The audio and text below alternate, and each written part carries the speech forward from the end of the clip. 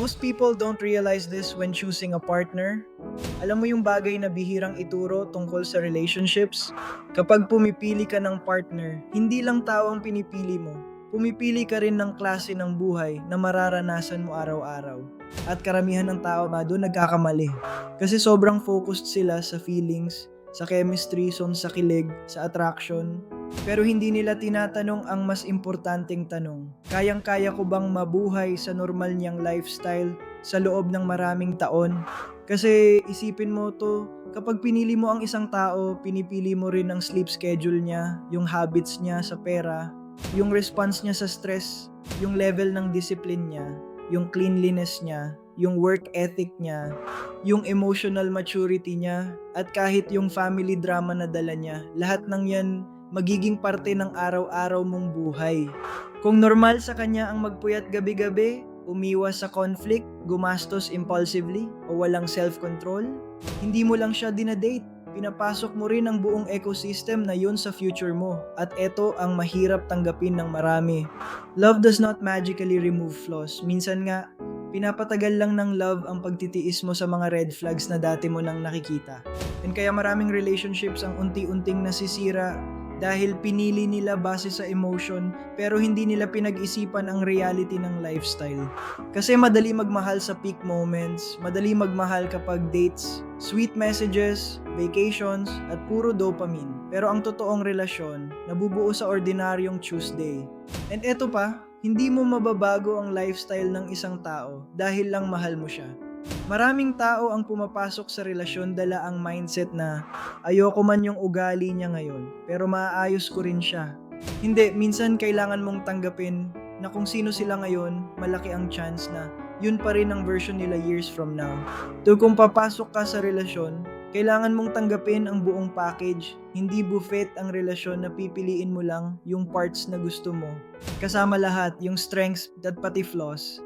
Ngayon, hindi ibig sabihin nito na kailangan mong maghanap ng perfect person. Walang ganon. Lahat may issue. Lahat may imperfections. Ikaw rin meron.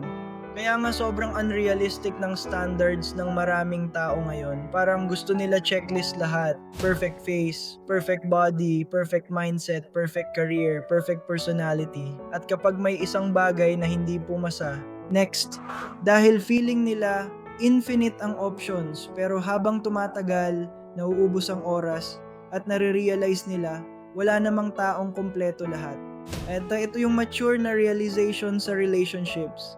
Hindi ka naghahanap ng perfect, naghahanap ka ng taong worth it samahan habang buhay kahit may imperfections.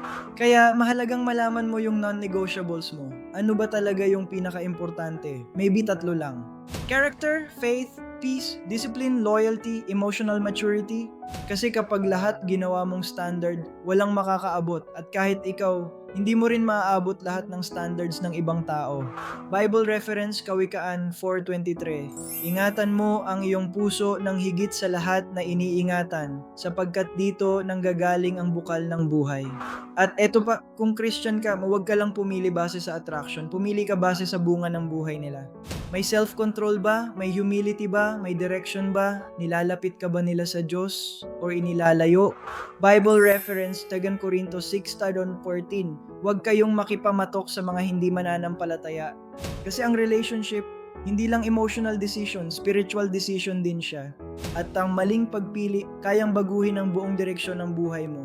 Kaya kung nasa season ka ngayon ng pagpili, huwag kang magpadala lang sa kilig. Magdasal ka, mag-isip ka, obserbahan mo kung paano sila mabuhay kapag walang camera, walang sweet moments, walang excitement. Kasi doon lumalabas ang totoong character. At tandaan mo, ang peace na dala ng tamang tao, mas mahalaga kaysa temporary excitement ng maling tao. Manalangin tayo, Panginoon, bigyan mo ako ng wisdom sa pagpili, tanggalin mo ang blindness ng emotions kung may mga bagay akong hindi nakikita.